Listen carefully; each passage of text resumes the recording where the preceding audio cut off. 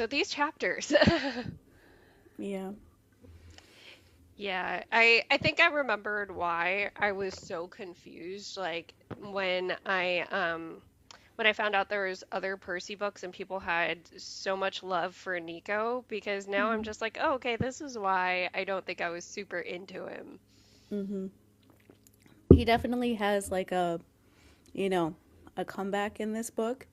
Mhm. But yeah, when I read these chapters, I was like, oh, this is why I really didn't like him. And I never got over that until like House of Hades Yeah. fully or whatever, because that would take me, especially back then, a long time to get over. Oh, before we go into that, the one thing from like news things I wanted to make sure we said is the Core of the Dead thing Mhm. on the blog that I call Rick's SEO blog, Yeah. where like months ago he posted about Hazel being in this book, so it does make points sometimes. They put something out about the Court of the Dead like judges and Mhm. like who they are, and I just wanted you to say who you thought two of them were, because everybody is guessing. Yeah, so I remember one of them, the hint that got me was they said that we've met him before and that he was all skin and bones. I forgot what they said his mask looked like. I wasn't paying as much attention to those things because it felt Hmm. like that was a little bit more random.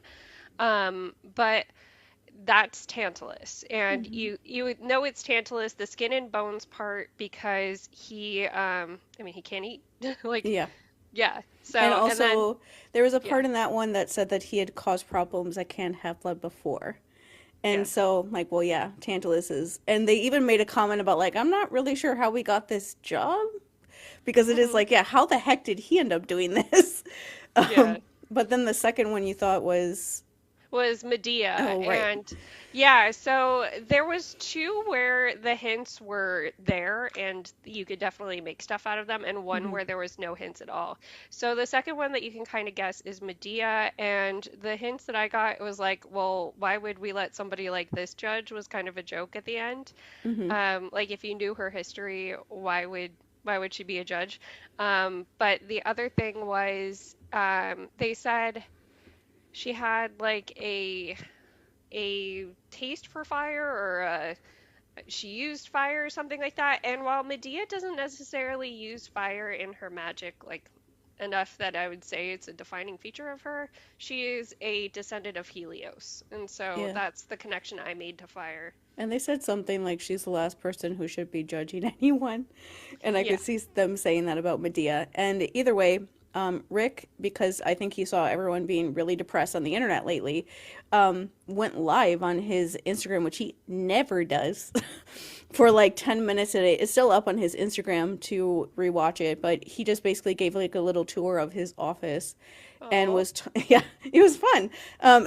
And he has like six guitars in there and was talking about Core of the Dead and was just saying like it changes a lot about like monsters and Hmm. demigods. Because the other thing in that little article that, on the Reed Riordan blog, which is the actual name for the SEO blog, Yeah. is they said something about how like the court, if they decide that a like a magical being has like broken some rules and they are gone, they're like gone for good. Like usually monsters or whatever can come back.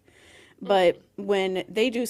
when somebody does something that they think is against some rules or whatever, they somehow are able to have them never come back ever. And Yeah. and they basically said in like the article, like, this doesn't seem like it's something that Hades would actually be okay with if he knew that this was happening. Yeah. I was like, oh, okay. But either way, that's like really interesting stuff. The last judge, they just said that I think they said it's a guy. Yeah, they didn't give many hints. It was a guy, and they said he's young. But that's really the only hints we got. I want And it to be Jason. yeah, it was That's like very all I care purposely about. vague. I With that I last want one. it to be Jason because it's a book with Nico in it, and I just want more scenes with Nico and Jason because Okay. Jason is very sweet with Nico. Like they have a really nice.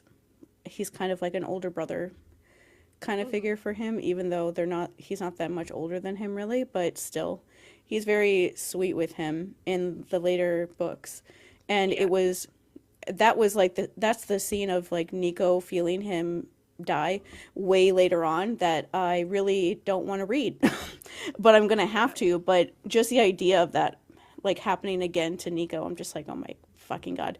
Like of course it's Jason who's like just like a sweetheart in general, but especially to him.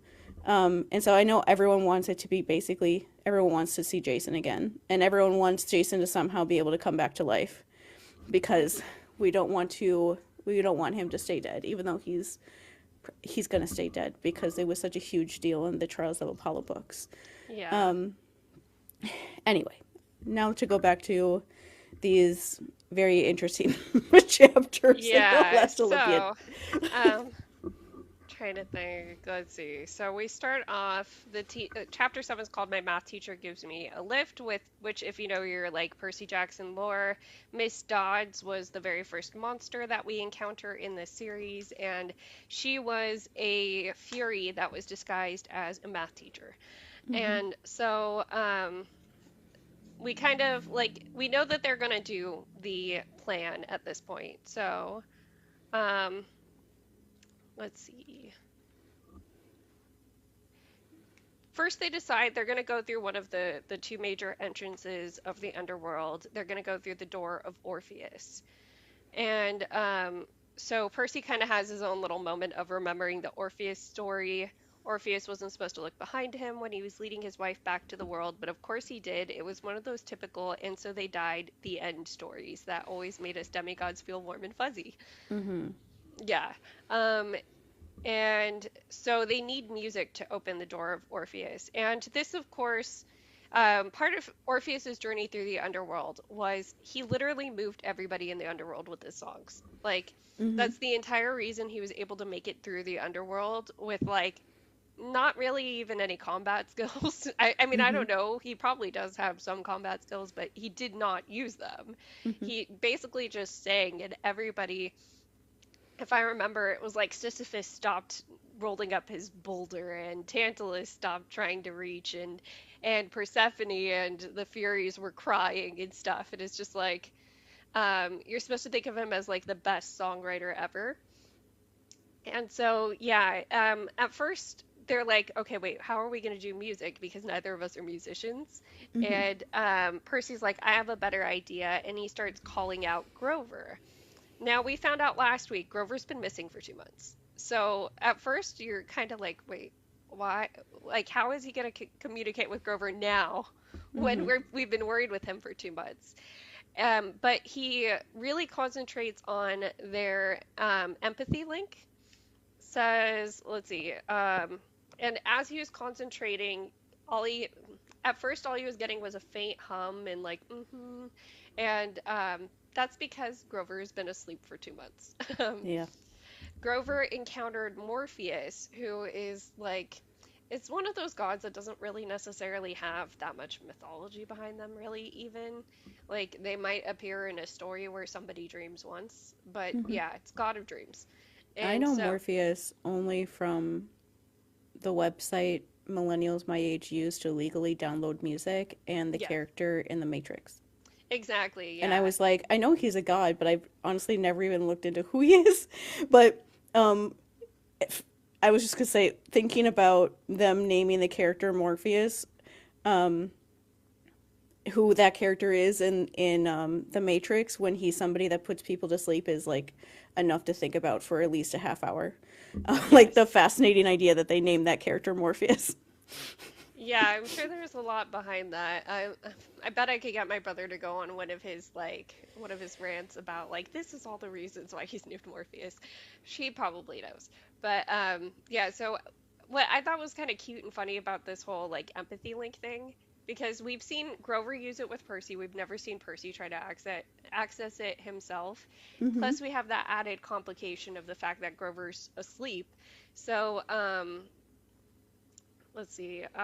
He when he really concentrates, he can see Grover, and he says, "I saw a giant elm tree deep in the woods, well off the main path, gnarled roots laced the ground, making a kind of bed. Lying in it with his arms crossed and his eyes closed was a satyr."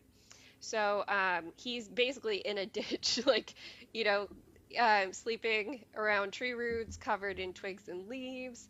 Um, and so Percy's like, dude, wake up, you're covered in Mm-hmm. dirt. And Grover's just like, like very much giving like teenager, you're trying to wake up. And Yeah. then Percy yells, food, pancakes. And that's what actually summons Grover. Now, I've been making note of powers because I feel like powers are just so much more of a theme in this one, and we hear about a lot more of the demigods and other like immortal beings' powers.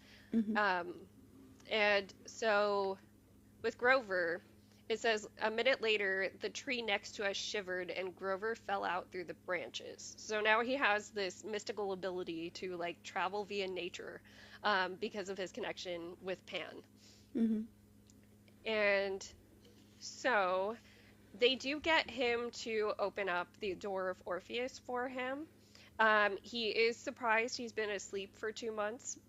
He kind of starts slowly realizing, like, oh, there's this dude and he's putting people to sleep, and like, I was trying to stop him, but then let's see. I knew he was a monster or something even worse. I followed him into this grove to the base of a big elm tree. I was about to summon some dryads to help me capture him when he turned and Percy his face. I couldn't make out his face because it kept shifting. Just looking at him made me sleepy. So Mm-hmm. he suddenly gets overcome with this sleep power. Let's I just see. like the one part of this with Percy that I appreciate with him and Grover being like BFFs is that part they needed somebody to sing and he's like I cannot sing and he was just finally just like fed up where is Grover? Hmm. Where is my best friend who can play Yeah. lots of pretty music? Just get here already. That's basically what made him just get fed up enough to go find him. Like, but where is he actually? Because he would actually be very helpful right now. Yeah, and so Nico's like telling him we got to get into the underworld. We have this plan that we're gonna do, and Grover's like, "What plan? I don't want to go back into the underworld," but he Mm-mm. does agree to open it. And I think this is also a funny little time period thing. Because wait, what is the date on this? I liked. This There's came like a out in line here. 2009. There's a line here that Grover says that just made me laugh where Percy is talking to him about how they like run towards the sounds of people screaming instead of running away. He's like, that is a really bad habit that we have, or something Hmm. like that. Yeah, Poor Grover. poor Grover. But yeah, he says.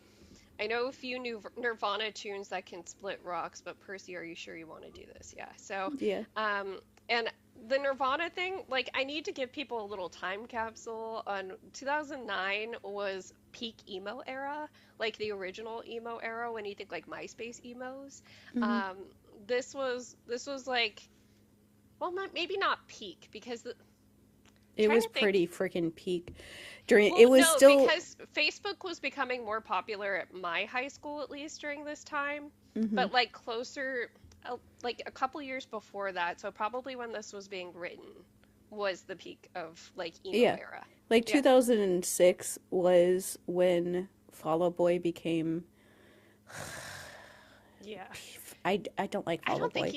I don't think Pete This Wentz is cute. I didn't think he was back then either. Their lyrics make no sense. I hate it when lyrics don't make sense because that's why I listen to music. Oh my god. Yeah. Um and so I couldn't handle it. But My Chemical Romance was also like becoming huge that year because I Hmm. remember seeing their music video for Helena in like 2006. Hmm. And that was when MySpace was the only thing that we were using. Because back Yeah. then, that was when Facebook, you had to be invited onto it and you had to be in college in order Yeah. to get on it. You couldn't even use it unless you were in college. Like I was on it, but most of the people I knew at that time in my life weren't even couldn't even use it. Yeah, it was like I want to say it was mid 2008 or maybe early 2008 because it was mid my senior year that like they finally started letting high school people onto Facebook, and that's when it kind of blew up around my high school. Um, but yeah, my point in bringing that up is the Nirvana reference, even though Kurt Cobain had been dead for a while by then, they Hmm. definitely, like, we were all in our punk rock era kind of like back then. So the music choice is very much like time capsule even if Nirvana hadn't been making music anymore. Hmm.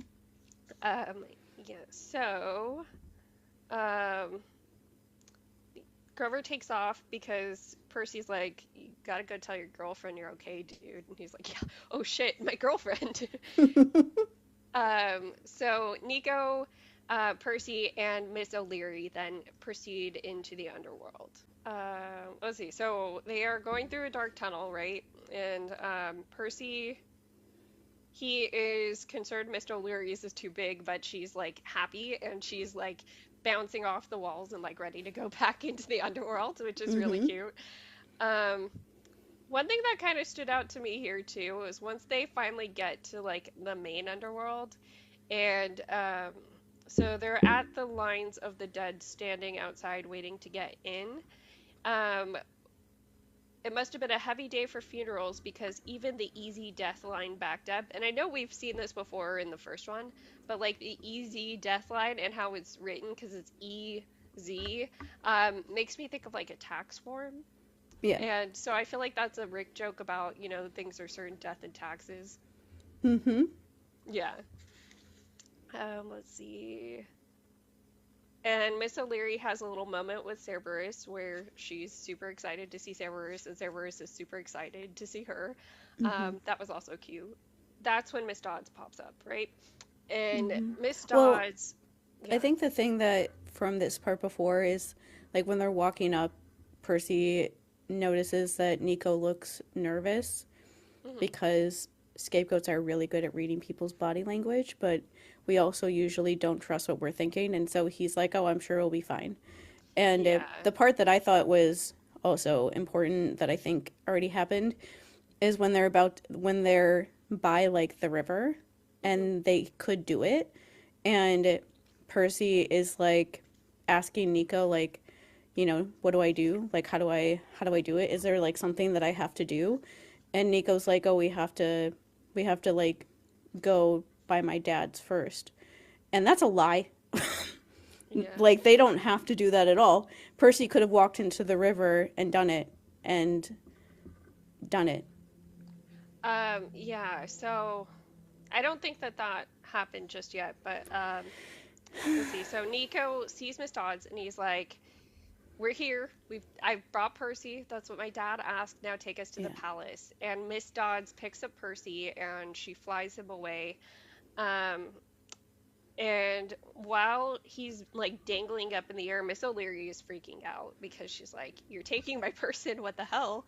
And Nico has to like tell him like tell her to behave. Like we can't have her freaking out down there. And so Percy was thinking like, okay, I don't want her to pick a fight with the Fury, so I gotta get her to back down because his Mr. Animal Lover just has to protect his puppy. And so at this point, Percy's already mad at Nico because he feels very like tricked in the sense that like Yeah. he thought they were just going there for the River Styx thing, and now all of a sudden Nico's like, "Bring us to my dad." Like that wasn't part of the plan. So he Nope. calls him a traitor at this point. And he's like, "Okay, take me to the stupid palace." We're at at the empty thrones, waiting for something to happen. Then the air shimmered. Three figures appeared: Hades, Persephone on their thrones, and an older woman standing in between them. They seemed to be in the middle of an argument. And turns out it's Demeter. And Mm-hmm. Demeter is just chewing her daughter out of like, told you not to marry this bum. Like, what the hell are we doing here? And Persephone's like, we have visitors. And, Mm-hmm. um, so let's see. Demeter says, demigods, just what we need. Um, Took you long enough, Hades grumbled. Your sister would have done a better job. That Fuck part you. got me because it's like, what do you even know about Bianca, dude? She wasn't alive long enough for you to know anything about her. Let's be Nothing. real. Like, Nothing. You know nothing. And yeah, also, you let her die. exactly. Could have turned her into a tree, could have opened up the world and You brought her grabbed into the underworld. Sally's like body right in the moment of her death so that you could use her to manipulate Percy in Yeah, season 1. And I don't want to hear any people being like the gods can't interfere. They interfere all the time. And if you're going to be a little bitch and traumatize your 12-year-old child by comparing him to his dead sister. I'm going to tell you to go fuck yourself. Yeah, your That's like dead the sister bare who's been minimum that I should be able to traumatized do. over. What is wrong with you that, like, during this part, doing that stuff to Nico? Like, he is 12. Hmm. He's 12. And you're comparing him to his dead sister? Like, Yeah. you know how she died, right? Like, why would you do that? Hmm. Besides that, you're just, why do people like Hades? Like, rereading these books, I'm like, why do people like him again? He's I just don't as know. bad to Nico as everybody else is. Yeah, so, and that's the part where, like, you have to step outside of Percy's perspective on this because he's very angry in this moment. And he's not seeing that Nico was also tricked, because Hades says himself, I'm afraid Nico was quite sincere about wanting to help you. The boy is as honest as he is dense. But Percy's mad right now, and And he's not seeing that Hades is being a fucking dick to his son. well, he sees that, but it's also like a thing of what the fuck? Like Yeah. the when I was reading these chapters, the part that literally made me want to throw my book at the wall, like I had to like stop myself from doing it, was when Nico is like, "Oh, I brought Percy here and we can go see dad like we planned." I was like, "Are you fucking kidding me? Like you manipulated this child. Like, you manipulated him so hard. You used Bianca's death as a way to convince him to do this plan. You didn't actually want to do the plan because you thought it was the right thing to do. You Hmm. pressured him into doing the plan so that you would get information from your dad, probably knowing most of the time that he wasn't going to tell you shit. He was just using something. And that's like what Percy is most upset about is like, you know what your dad is like.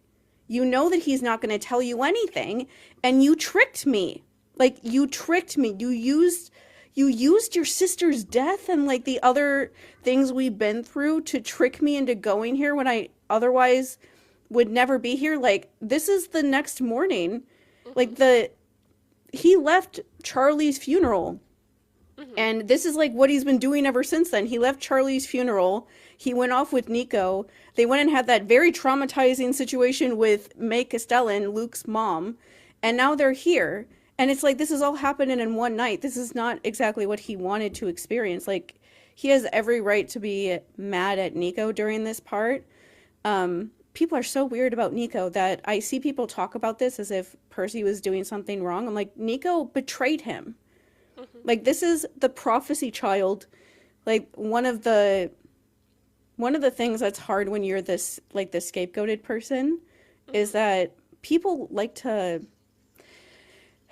it's really hard to trust people because there's this voice in the back of your head, but it also sometimes happens that like in this situation that people use you Hmm. for something because they know that you're like a nice person overall and that there's not that many people that you trust. And so if you're one of those people, they know that they can get you to do whatever. Like Nico knew that he could get Percy to do this, even if he didn't want to, like he told him 5 million times before this, that he didn't want to do the Achilles curse. He knew that he could use like the fact that Percy trusts him to get Hmm. him to do this. And so it just feels a horrible, like betraying sort of feeling to have one of the few people that you actually do trust use you. Like the thing I thought of when I was trying to think about how to describe this was, you know, that one TikTok trend, the audio that was from like a musical, I think, where the audio is like they're both reaching for the gun, and Hmm. all of these edits were made of like different characters being like the gun and things Hmm. like that. And there were a couple really good ones of that trend of where it was all the different characters in Percy Jackson, and Percy was the gun. Oh yes, oh yes, oh yes, they both. Oh yes, they both. Oh yes, they both reach for. Let me hear it. The gun, the gun, the gun. Oh yes, they both reach for the gun, for the gun. Our little. And it was showing just how all these different people are trying to like use him somehow. And I'm like, yeah, Yeah. that's literally what his role is in these books. And this is somebody else doing it. Even though Nico is 12, he's still doing it. He knows that Percy is the prophecy kid and he can get him to do this thing. And so he's not thinking about Percy as a person. Yeah. He's just like, "Oh, I can use him to get this so that I can get the information that I need." And it's just like, oh my God. Yeah. Like he has every right to be really upset at this part. And it is, I honestly think his reaction is one of the good things about this sort of thing, that you feel bad for Nico because of how bad his dad is treating him. But at Hmm. the same time, it's like, yeah, everything's Percy's thinking is also in the right too. And it's that Yes. good balance that, yeah, just because Nico is wanting to know things about his mom that is gone forever and he can't find information about her, and that his dad knew that and used that, but it doesn't mean that him treating Percy this way is the right thing, because it is also the 17,000th time in these books that it shows that if you ever try to do something like for the gods, you always screw over other demigods. Yeah. Like he's trying to get something from his dad, and so he ends up betraying Percy like this after he spent all this time building his trust up with Percy again Yeah. after what happened in Battle of the Labyrinth. And so it's like that's the only way you can ever like do anything to make the gods or the abusive like people happy is by throwing the other innocent people under the bus. Yeah. Which is why this thing was like so upsetting to me, because this happened to me 75 billion times in my Yeah. life in a lot of different situations, not even just like my family, like jobs, friends, everywhere. Yeah, it's And kind of like a neurodivergent struggle of people take advantage of the fact that we are like very honest, that our morals are very predictable because we don't stray from them. I don't know if you've heard of that one study that they did where it was like neurodivergent. I don't remember if it was specifically autistic people, but they mhm, were looking at that sense of justice, and it was like if somebody's observing you while you make a choice that is selfish, like do you still make that choice when they're not observing you? mhm, And it was found that people on the spectrum, if I'm remembering correctly, they make the same choices both times. yeah, If they're not, you don't. And Percy is definitely that. His morals, everybody knows what they are. Everybody knows that Percy is going to come in and save whoever needs saving.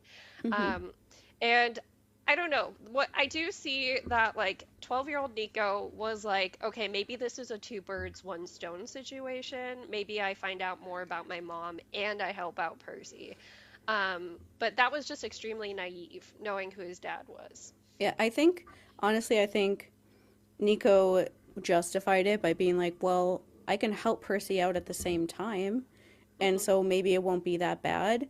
But I think he just wanted his dad to be nicer to him Hmm. and wanted his dad to like him more or whatever, and also thought like, oh, my dad is going to help me.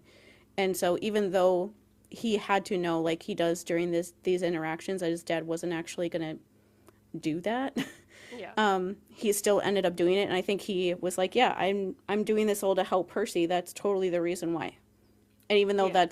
that's not the reason why, because like I said before, like that earlier scene when Percy, before Mrs. Dodd shows up and Percy is asking like Nico, like, oh, how do I do the whole river thing? And he could have gone, they could have gone into the river and done it before they went and saw his dad. Hmm.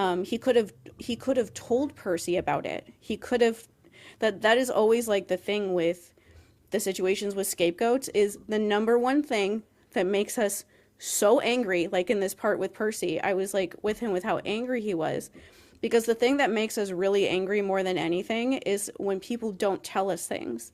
Because Hmm. most of the time, even if it's something you think we will be upset about, if you tell me about it, whatever it is will be way better, because you'll be honest with me and I won't be finding out about something beforehand. Like this is kind of like a crazy high school story, but it is just like one of those things that I'm like, what is my life? Why Yeah. why do these things happen to me? But a couple of my friends when we were right after we graduated high school, they hooked up when I was like at work.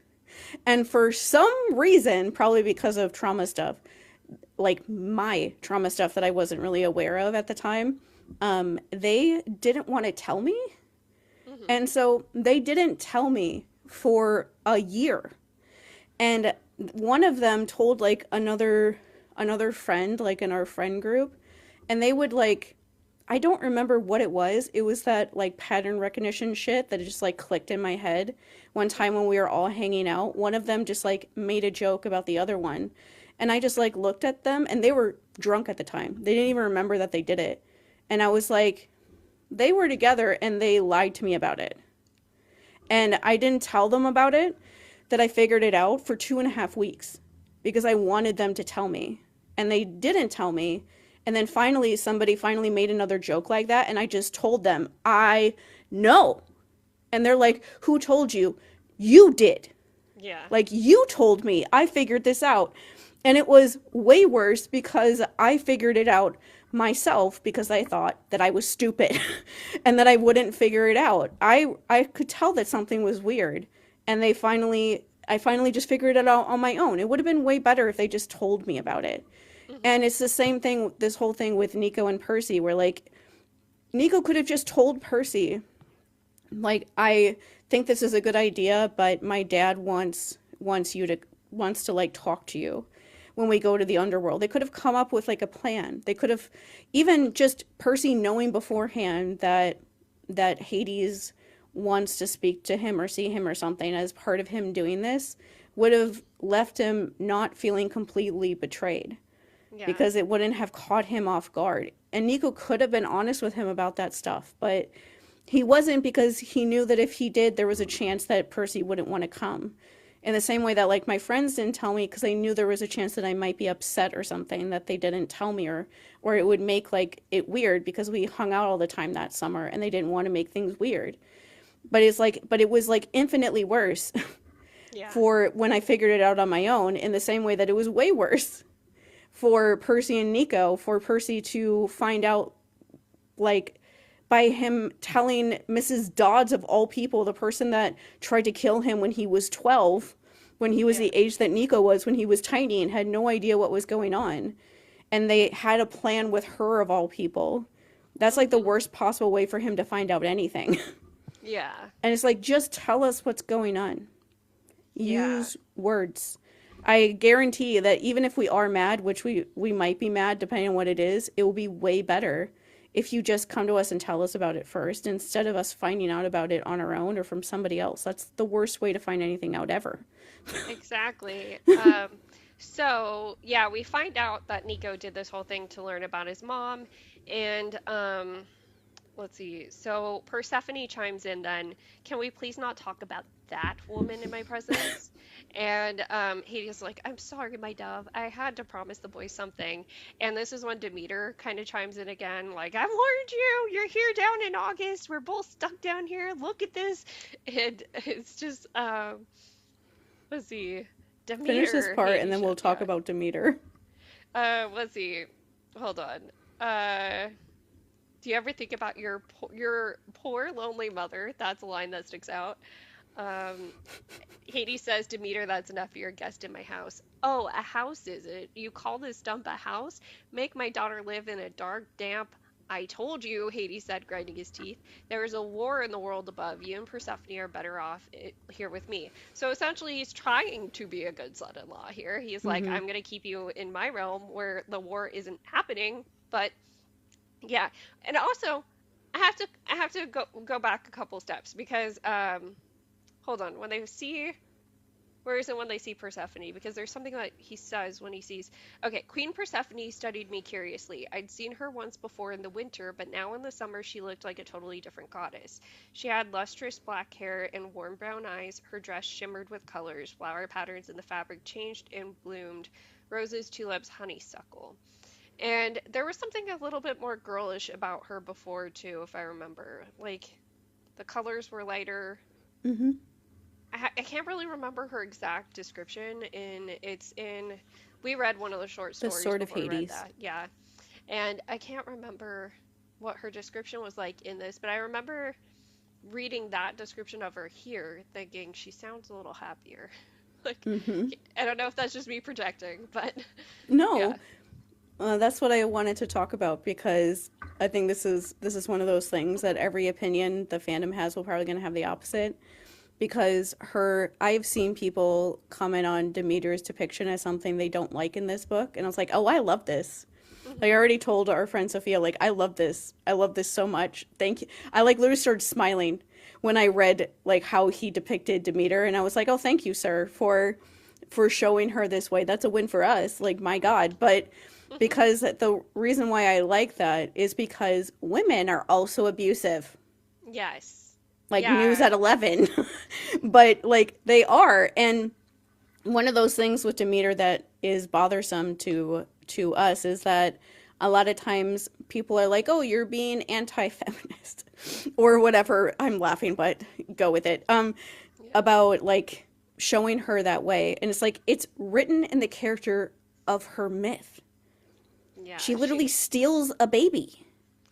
She tries to starve out the mortals. Like She it's creates winter to starve everybody to death because her daughter isn't around. This is not giving me the impression that she's like a cool, just calm, collected, totally normal about her and her daughter's relationship sort of person.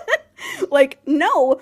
And like part of like abusive people is that even the worst people you've ever met sometimes have a point. And so yeah, sometimes Demeter being upset that her daughter was put into like a arranged marriage, that's a completely understandable point to be upset about that. To try to kill everybody in the world and then steal a baby, making yourself the biggest hypocrite ever. Like you're upset because someone stole your daughter when she was like grown up, so you're just gonna steal somebody's baby apparently, yeah. and act like you're the victim because people get upset because you're stealing somebody's baby. You just stole someone's baby. That's part of her mythology. That's just part of her story. That's not like something that Rick's made up. That's part of her story. And it's one of the things with these books. I'm like, the gods are always in the wrong. The gods are always the problem. They're always the abusive parents. That includes the parents that are women. Yeah, and okay, so this is another thing, like to get on one of our other soapboxes about Ovid, is that because a lot of the stories in the Metamorphoses of the gods changing mortals are the gods getting mad at mortals. Mm-hmm. That's another way that people act like it's a very sacrilegious text. But there's just really not too many stories where the gods favor somebody, and even if the gods do favor somebody, usually some other god doesn't, and Mm-hmm. it's like a war for this mortal person. Mm-hmm. Um, but also, one more note on Demeter, just like if you think conceptually of what Demeter represents, she represents the harvest, and the way that I've been taught to think of it, it's like a really weird expression. Somebody was like, I think of Dionysus as the wet harvest and Demeter as the dry harvest, because like you got like grapes and stuff. Mm-hmm. But with Demeter and with the idea of a harvest in general, it very fickle back in ancient times, right? Like the tiniest thing could mean that you don't have stores for the winter. Mm-hmm. And so I think that that's why she is a volatile goddess, just Mm-hmm. like ideologically, going from what nature represents to, like who she is.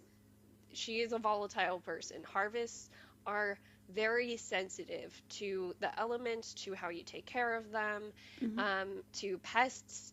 And so it kind of makes sense that she is a volatile goddess. Yeah. And it's just it that's one of those things that just bothers me how people talk about her of like, oh, you're just being misogynistic by making her like this controlling and meshed mom. And I'm like, no, I'm pretty sure that's just how she is. Yeah. And most like gods or most moms, you don't really see that side of that of that kind of relationship, but that's definitely something that a lot of people experience.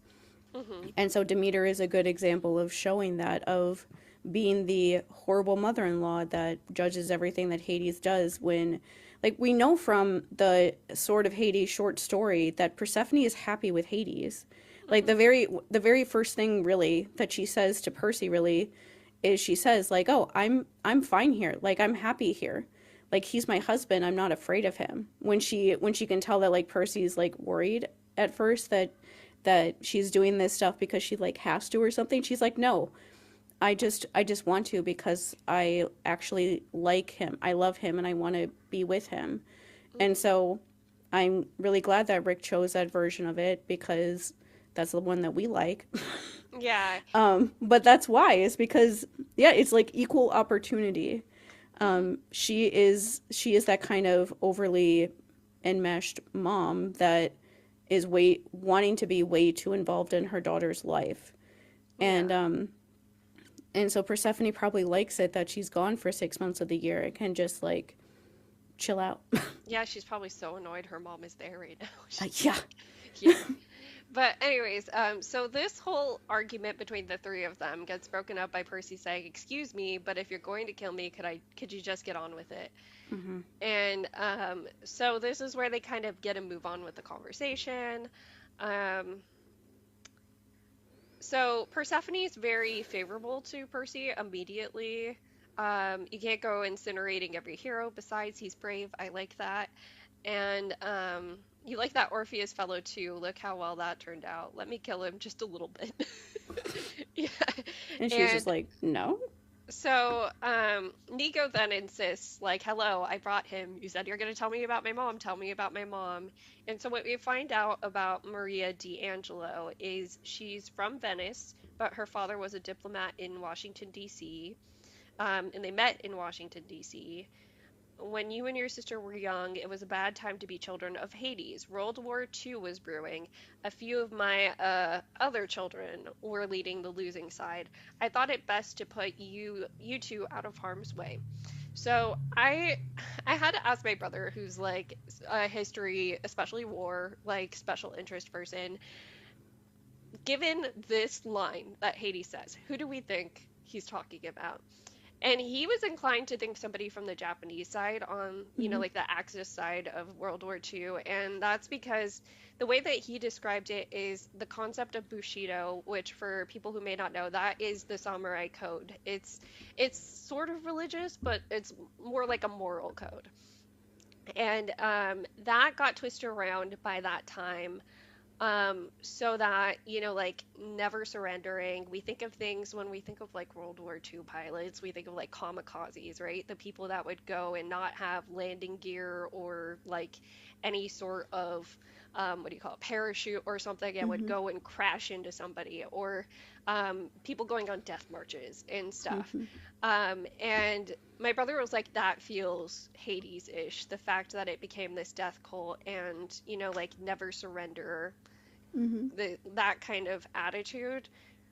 Like I could see that being it. Of course, the other people that come to mind immediately, I mean, we have Germany, Nazis, Hitler.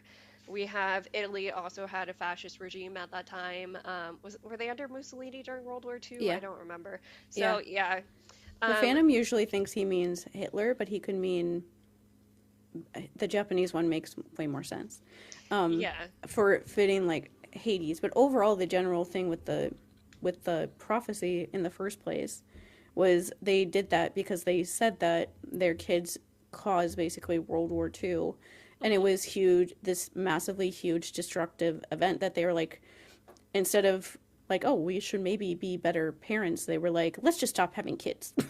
Yeah. um, but still, that's why they did that in the first place, and it does make more sense for it to be the whole Japanese thing, because that does make sense for Hades of like sacrifice yourself for the good of like your mission basically.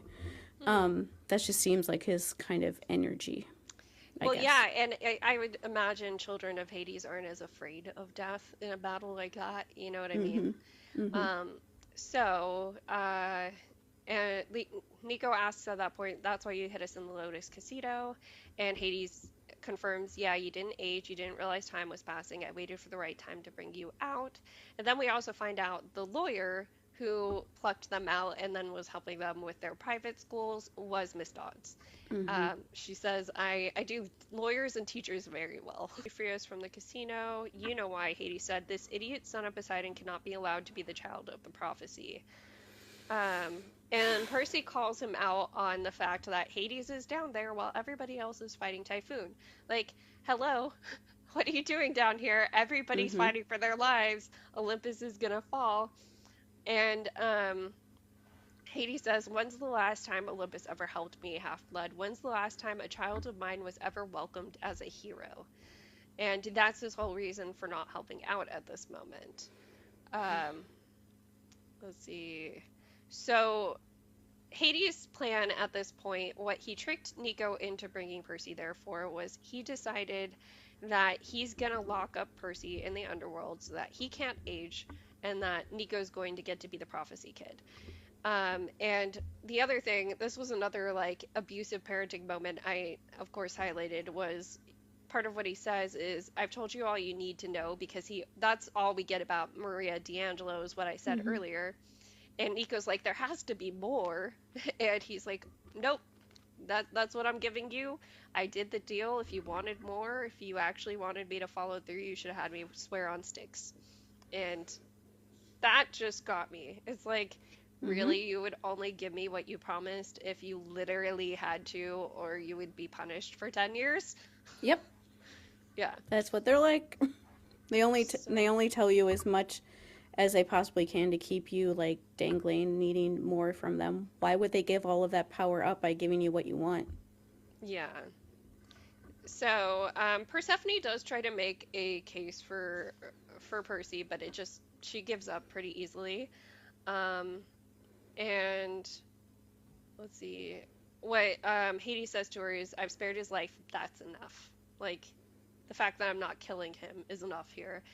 And Persephone just goes, "Fine, okay, what's for breakfast?" And Demeter had already been going on about cereal, and she's like, Oh "Oh my my gosh, god. shut up about cereal, Mom." I'm just Um, picturing them eating like wheat thins every day or something. yeah, seriously. Um, It's Demeter's fault there's so much corn. seriously. Oh my God. Yeah.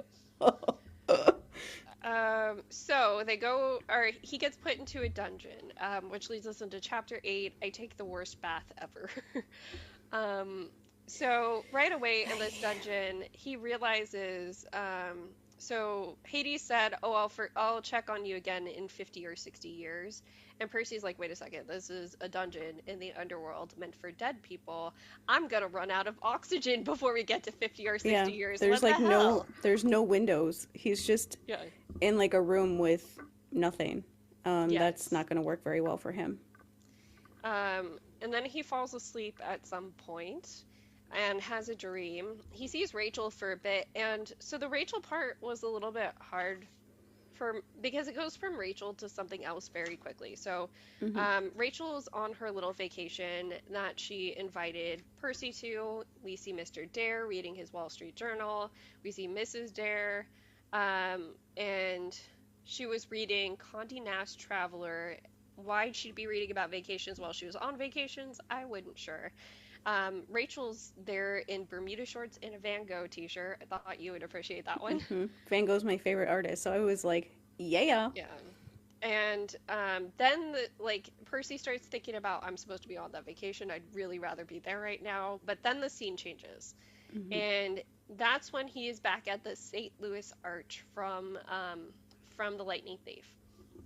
And he sees over the city, thunderstorms boiled, a wall of absolute black with lightning streaking across the sky. A few blocks away, swarms of emergency vehicles gathered with their lights flashing. A column of dust rose from a mound of rubble, which I realized was a collapsed skyscraper. Um, and so there's like a newscast that he overhears. One of the things that they say about this skyscraper that fell down was it had been abandoned for demolition, thankfully.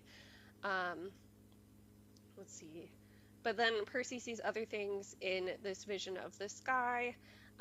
He notices after a blast of lightning that his entire, or that every hair on his body stood up, which is something that we've seen happen when he's fighting Thalia. That, like, the lightning powers will do that. So he knows that that's probably the Master Bolt.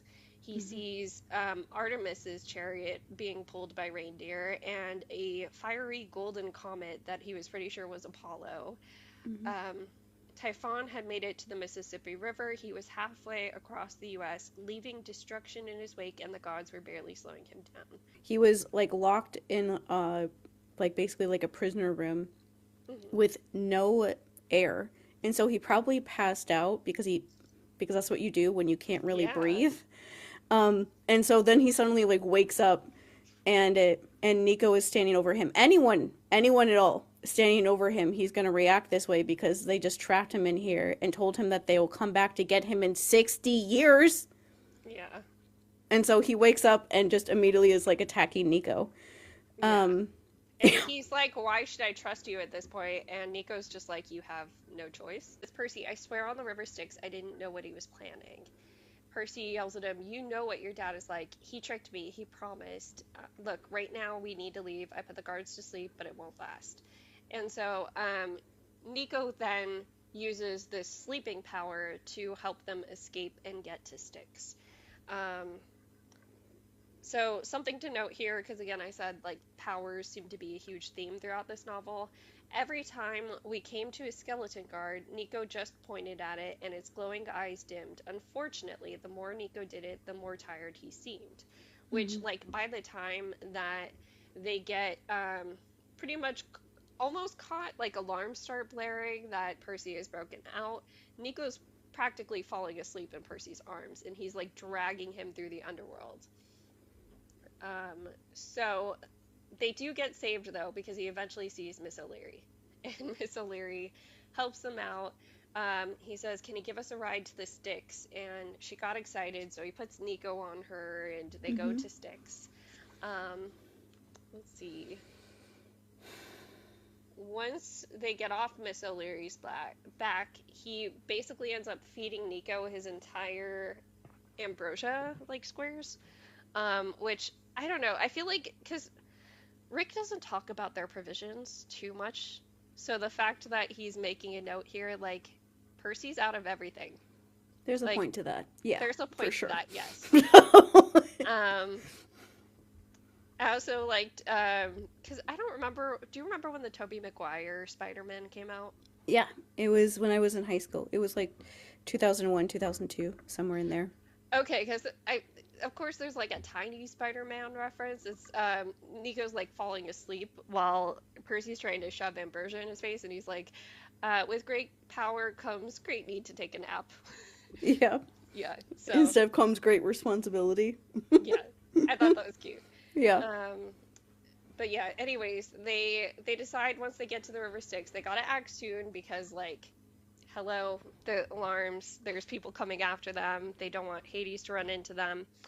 And so, what's interesting about the description of the River Styx, it said, the River Styx currents swirled with strange objects, broken toys, ripped up college diplomas, wilted homecoming corsages, all the dreams people had thrown away as they'd passed from life into death. Looking at the black water, I could think about 3 million places I'd rather swim. So I just jump in. You have to prepare yourself first, Nico said, or the river will destroy you. It'll burn away your body and your soul. So what he has to do is he has to find a way to anchor himself to his mortal life. He has to focus. Yeah.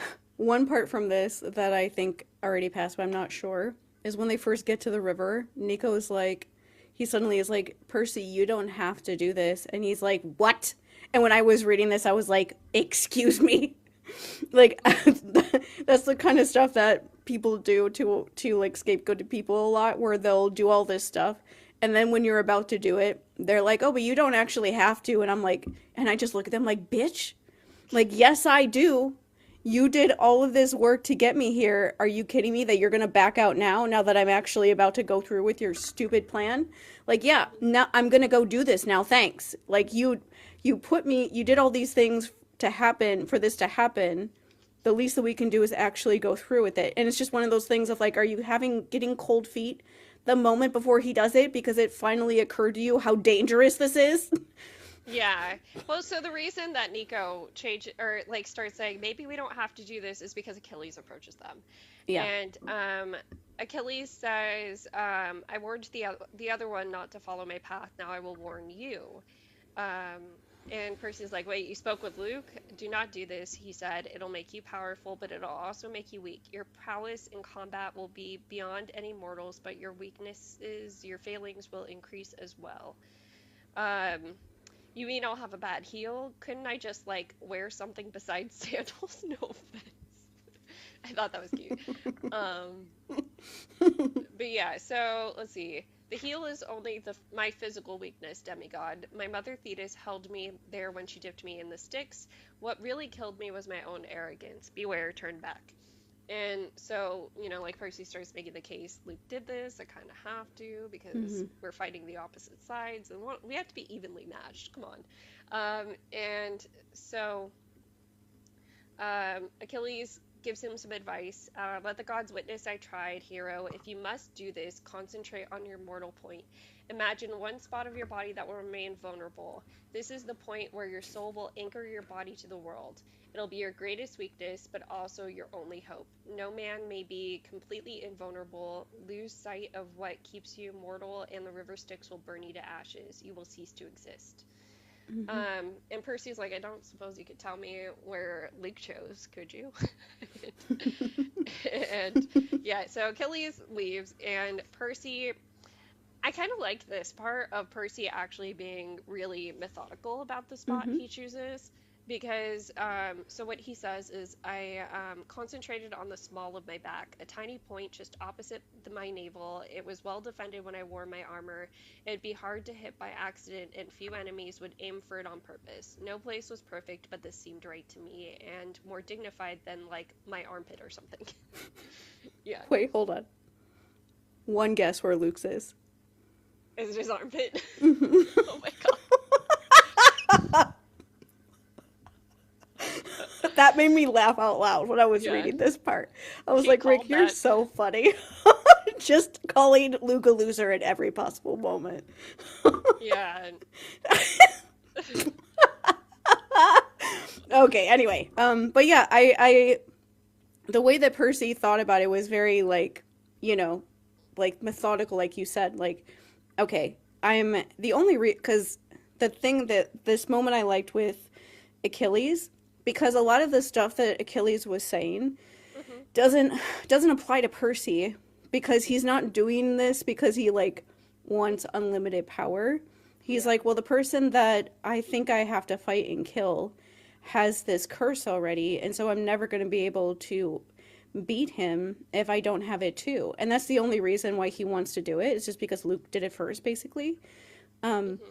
He's not doing it because he actually wants to be super powerful or, like, take everybody out in that way, like the way that Luke did, and things like that. And so a lot of the words he's saying, I'm like, yeah, but Percy would never do that, because he has, like, the way that he describes where he's even putting, like, the spot on his body, it's just a very, like, this is like a plan. Like, I'm going to get the Achilles curse so that I can beat Luke. And then I'm going to, like, move on from that, because that's the only reason why I have this. And I will say that in the Heroes of Olympus books, Rick finds a way to get rid of the Achilles curse as soon as humanly possible. Like, literally, like, Percy wakes up in the second book, and, like, 10 minutes after he's awake, he walks through a river, and the Achilles curse is just magically gone. And it's just because, away, bye. That's not something that Percy would want anyway for, like, the long term. Yeah. And also, narratively, that would get boring if, like, Percy was that, like, supercharged soldier guy all the time. Yeah.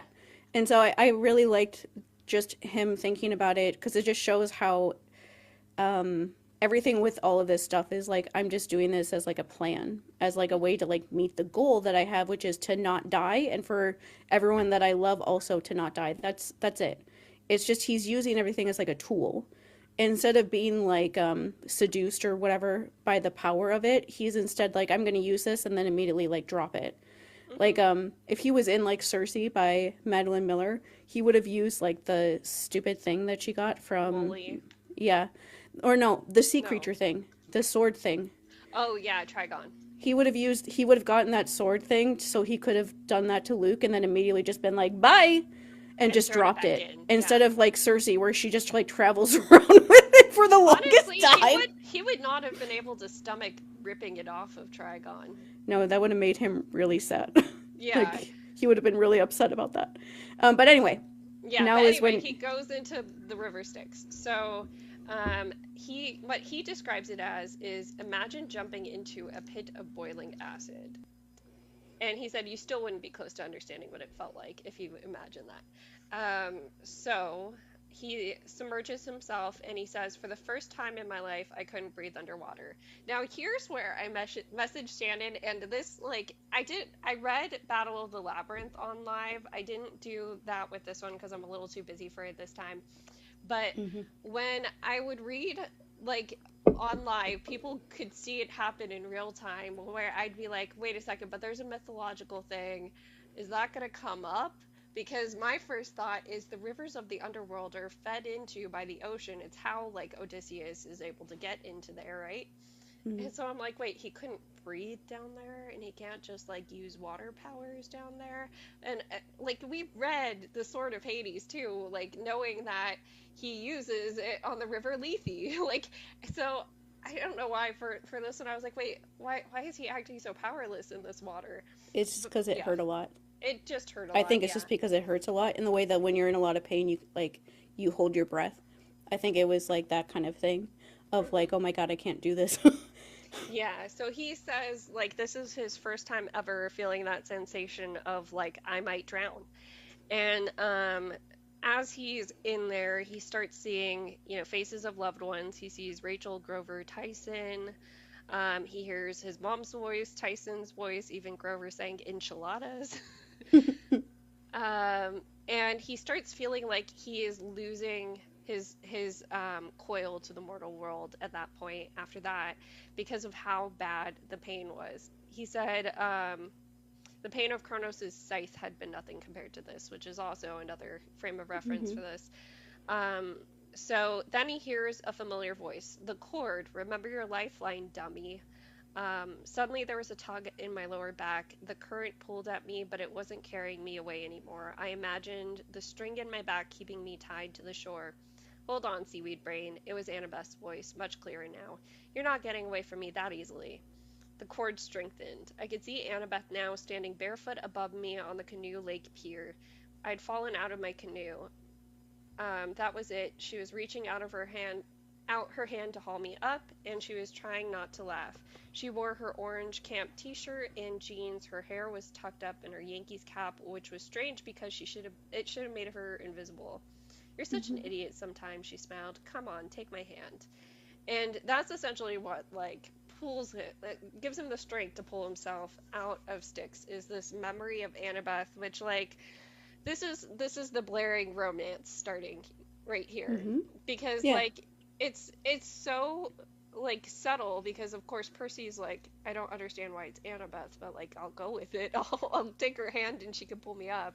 Yeah. Um Well, one thing yeah. with this stuff I wanted to talk about, like, why is like they mentioned before he goes in that your like tie basically to humanity, like what keeps you grounded when you do the Achilles curse, is like the most vulnerable thing about you. Hmm. And that in Annabeth, in like the hope of that one day, Hmm. is the most vulnerable thing about Percy, is like she's like the hope for the future. Yeah. And that's why it's her, because sometimes people are like, why isn't it like Sally or like his mom or something? I'm like, because she's like the hope for like after. Like Hmm. he can't like even he almost can't even like go there, like imagining that he could be like get something like that and be happy. But that's what Annabeth is for him, is somebody that just likes like loves him for him, cares about him, and Hmm. it doesn't have anything to do with like his powers or being like the prophecy kid or any of that stuff. She just likes him for who he is as a person and has gone through all of this stuff with him and always helps him when he needs it, kind of stuff. Hmm. And so that's like what that's why she's such the important person for him, is he wants to believe that there's going to be an after to his Yeah. birthday. Everything is about his birthday. And I will say that as like a very traumatized person, especially like a scapegoated person, it is really hard to admit out loud like the things that you want to believe about your own life, like the things that like keep you going, Hmm. as like a way of like everything is horrible right now, but I keep trying because I want to believe that things will be better. And you do have like things in the back of your mind during all of those years and times or however long it takes you of like what one day you could do. You never really tell anybody. At least in my experience, I never told anybody. any of it, to the point that like when I went to the years that I went to college, I did things that would translate to a job. I knew the jobs or things that I actually wanted to do, but I purposefully didn't do them Yeah. because it was way too scary to imagine doing something that I actually really cared about and was really passionate about. And so instead, I always did things that I didn't really care that much about. So if I failed in it, it wouldn't be that big of a deal. Like that's what all of my like jobs or whatever have been up until this point, because it's just I've never done something that I actually really care about. And so if it didn't work, it would be really hard because I'm actually putting Yeah. myself out there. That's like what Annabeth really is for him, of that idea of like wanting, and especially him too, like wanting to believe that somebody could love him. Like that is really hard for him. Like he almost started crying when Paul said that he was being really brave, because he's not used to people saying nice things about him. People usually don't like him. Yeah. One of my favorite little like fan fictions that I read a lot and cry because it's one of like Paul and him, and it's Percy when Paul first started dating his mom, and it's one where he like comes home smelling like alcohol because somebody like spilled a drink on him when they were at like a party for like work or whatever. And of course he gets upset about being reminded of Gabe and stuff. And Paul goes into his room to apologize, and Paul is just trying to help him like calm down because he's just like panicking and crying and stuff, being scared that Paul's going to get upset at him and things like that. And he just like offhand says that he loves him. And Percy in that story like stops and looks at him and does like the big eye thing that a lot of scapegoats do. Yeah. And he's like, "You love me?" And Paul like looks at him and he's like, "You haven't heard that very much from people outside of your mom before, have you?" And he's like, and he like starts like sobbing, saying like no, and he gives him like a hug and makes him feel better. But Oh. that's definitely how you feel, and that's definitely how Percy feels in these books. Is he wants to believe that like Annabeth could love him, but and that he could be somebody that could be with somebody like her, and that he's like worthy of somebody feeling like that about him. Mhm. But he's at this point still not sure. He's still not Yeah. sure that she could, or that he's almost like worth it in a way. Yeah. And so it's like him showing like that super vulnerable side of like, but this is what I actually want. Mhm. I don't know if I'm ever going to get it one day, but this is what I want. And I do love that it's Annabeth, out of everybody, because it just shows you how, like, in case in this part of the story you weren't sure, you see how important she is to him. And the very first time I read this book series, when I read this scene, I thought that she was the spy. Mhm. And so I was really upset. I was like, oh my God, this is going to be so horrible that he feels this like strongly for her if I'm right about this. Mhm. Um, oh goodness. Like thankfully it wasn't her, but I really thought it was at the time, and I was like, "Oh God." Which was why I was so relieved when it wasn't, because I was like, Mhm. "Oh, now it's like safe for him to do this." So one thing with this whole thing of this scene happening is so if like Luke does the Achilles curse somewhere between season 2 and season 3, or book 2 and book 3, Mhm. because he Percy starts mentioning how he starts looking like more run down and stuff in Sea of Monsters, and every time they see him after that, he progressively looks worse. He has dreams about Luke in like the coffin and stuff, with Mhm. that dream with Thalia in Sea of Monsters. And so during Sea of Monsters is when Kronos's body is starting to like be in his body. Mhm. But at the end of Titan's Curse is when, Thalia kicks him off a cliff and he doesn't die. And Yeah. Percy has that whole discussion with Poseidon and Chiron, where none of them can figure out like how that could happen, and or like Poseidon specifically in that book. He talks with him, and Poseidon says like he doesn't really know how he could have survived that fall, and he's like confused by the fact that he did, but he just knows that he did.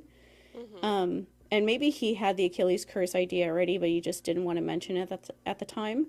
But either way, by the end of, by somewhere in like the third season of the show is likely when that happens.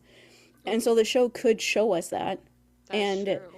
because it is something to show what Luke is doing. Because it's one of those things that, like, the timeline is from or Percy's perspective, but all these things are happening at the same time. Like, Luke does the Achilles curse, and he's torturing Annabeth, and he's also sending Chris into the labyrinth so he can find his way through it and kill everybody at camp. All during, like, Titan's curse time. And it. So I wanted us to think about, like, what the fuck would Luke see? Yeah, I it's okay, hard. I made a video where I said that Luke being like predatory with Annabeth is not off the table really if they because of I feel like it can't be until they show if how they do the scene that they reference in the last chapter here where he shows up at her house like a freak. That scene is really the thing that makes it like grooming because that is straight up grooming language. Like my head is gonna explode when we actually read like the words that he says to her during that part, and I'm pretty sure it's in the next like set of chapters next week because it is just like textbook Yeah. what grooming older men like that say to younger girls. But I feel like it would be Annabeth, Hmm. but in a really gross way. Yeah, and maybe it'd be like even little girl Annabeth, like Yeah. Yeah, like I feel like it would be like younger Annabeth because the thing that Luke liked about her was how much she idolizes him and thinks he's like the most amazing, beautiful, wonderful person on the fucking planet and that he's her like superhero. He's going to go out and like save everybody and that's why he liked little Annabeth and I think that's why he still likes her in these books like that. In whatever way you want to interpret that, I suppose, he still has this weird affinity for her. Like in Battle of the Labyrinth, he's saying like he thinks they're going to wipe out all of camp. And he's telling his army people when they're doing like the battle with where Ethan's there and stuff, he says like, don't hurt the girl. You can kill everybody else, but don't hurt the girl. And so he wants her to be the only one left.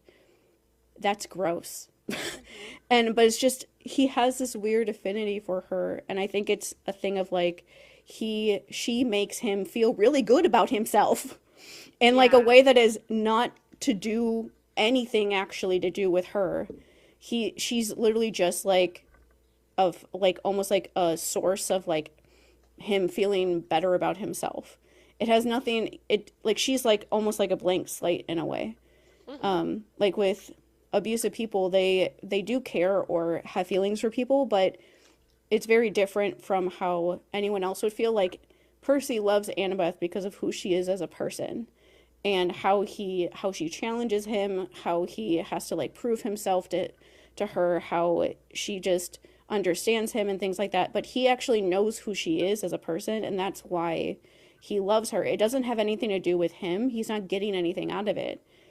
He just feels like that about her regardless of if he gets something out of their relationship. Like he doesn't love Annabeth because she's smart and figures out how to save him. That's not why he feels like that about her. But like with Luke, I feel like he loves Annabeth because she loves him so much, and he knows that he can always convince her to be on his side. Yeah. And I'm just wondering, it's like that's like the only person I can imagine it would be Yeah. because he's so ashamed of his mom. It's not going Can't to be be her. her. And And there's Thalia kicked him off a mountain. He was ready yeah, to poison her. It can't be her. and like you could say maybe Thalia if you want to believe that Thalia and him that he had like romantic feelings for Thalia. I could see people thinking that, but like you said, I feel like it would only be Thalia before any of the like the bad stuff happened. Because Thalia after that wouldn't be like something that made him feel very good to keep him like grounded. But Exactly. it is a thing of like if it is Annabeth in that sort of situation, that wouldn't keep him very grounded to humanity. So, like, Yeah. no wonder he's like, oh, this girl will do anything that I say. How great of humanity do I have? Uh, yeah. So, right after Percy gets out, he is bright red, and it like he slowly turns back to normal color. Nico asks, do you feel any stronger?" And before Percy could even think to answer, Hades, along with an army of skeletal Roman legionnaires and British redcoats with bayonets, come up and start fighting him. And so he just jumps right into it. He yells, the Mhm. river Styx exploded, a black tidal wave smashed into the legionnaires.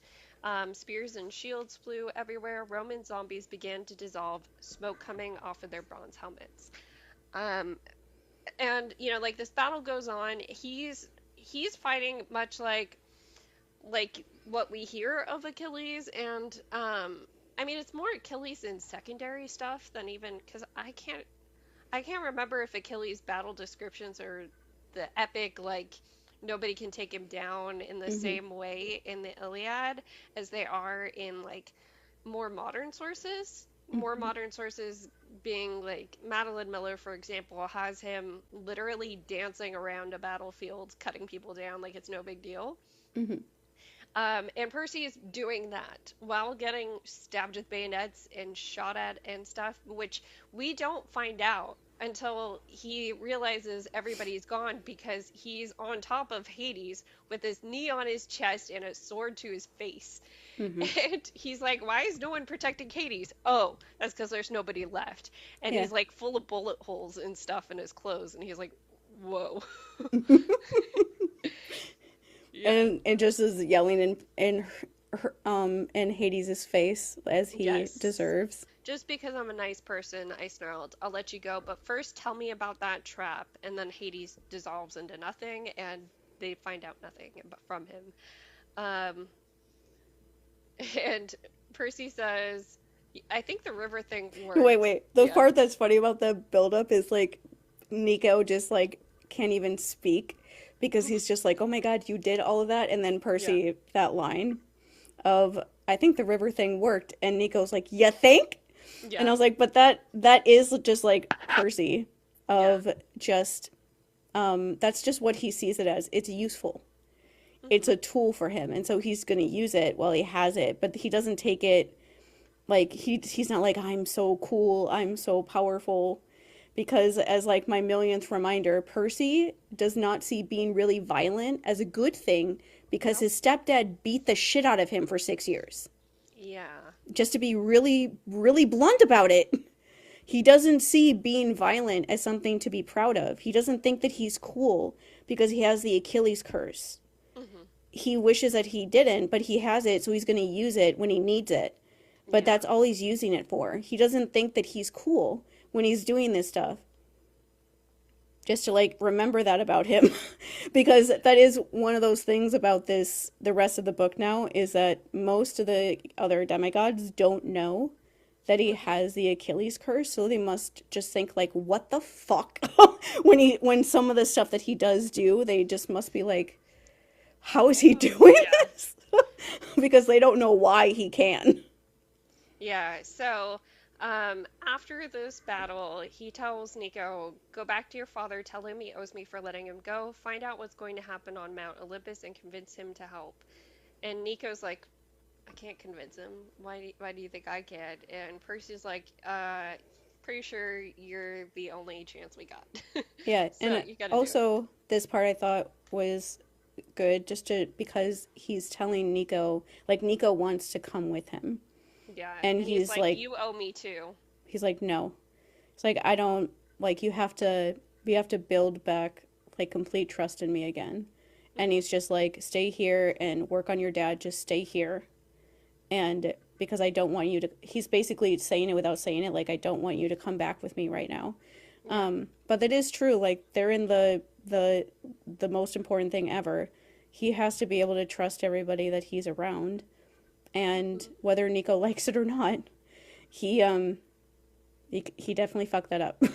And Yeah. so Nico has to like work on that, and he is the only person that could talk to that could get Hades to get involved.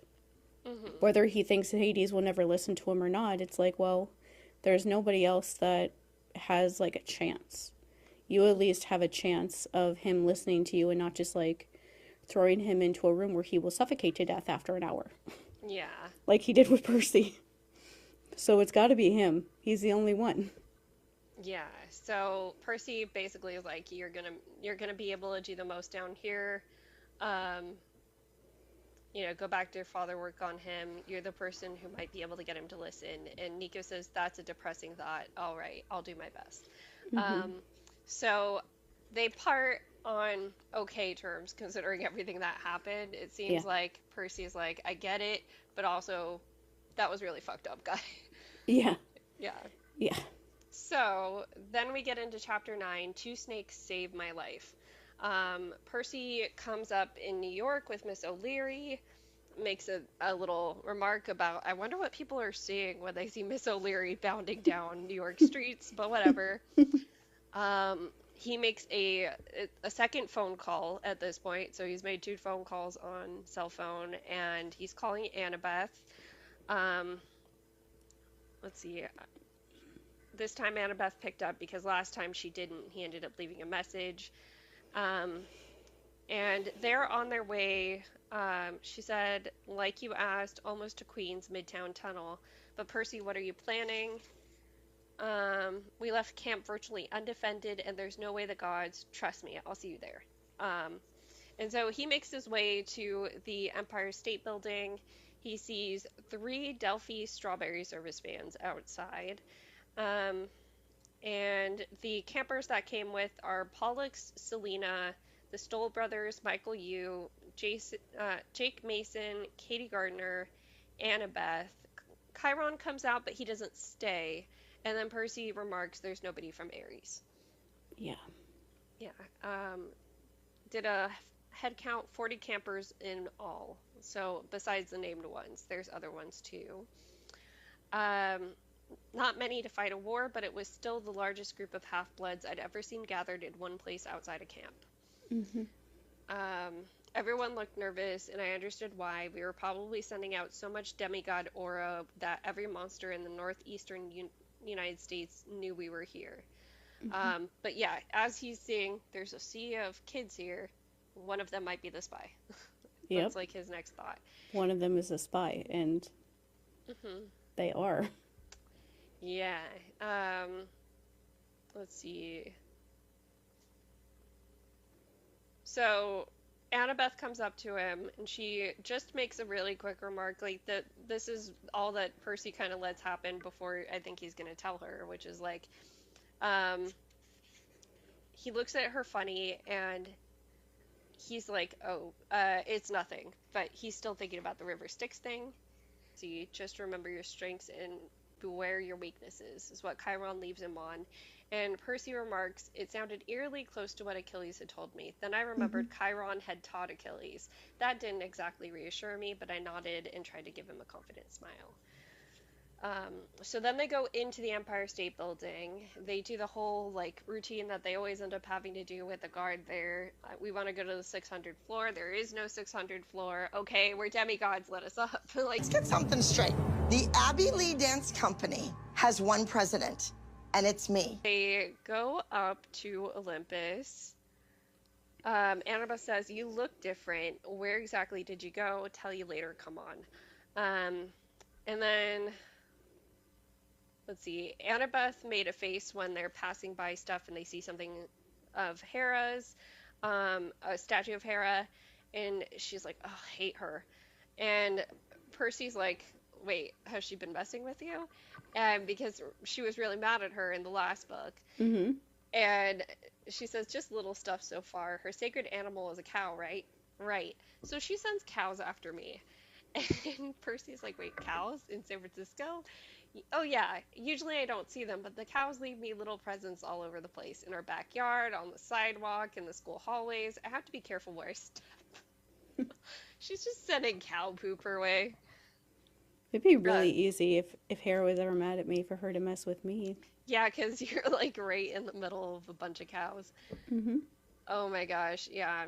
I mean, there's cows like, so San Francisco, not exactly, but like Palo Alto, there's a lot of farms and like, which is on the way from like my house to San Francisco. So you do pass by farmland, but it's not the most prevalent. We're mostly city. Um, let's see. So they noticed blue lights streaking across the evening sky toward Olympus like tiny comets. They seemed to be coming from all over the city, heading straight towards the mountain. As they got close, they fizzled out. And they have no idea what they are, but those things don't seem to be affecting them. They notice nobody's guarding the Hall of the Gods. Um, let's see.